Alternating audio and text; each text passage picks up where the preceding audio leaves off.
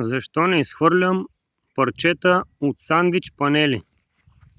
Стават и за подложка на кошер. Екологично, не замърсяваме планетата, като ги изхвърляме на сметището, и са идеални за подложка на новия кошер.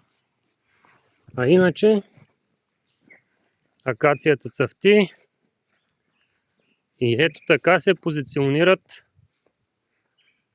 младите отводки да се пресегнат и да си съберат нектарче от клончето. Каква красота! Времето е сравнително добро. Нектароотделянето е на 6.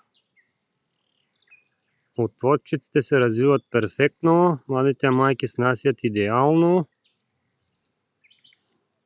Леко облачно днес. 16 май 26 година. Но като цяло годината е прекрасна.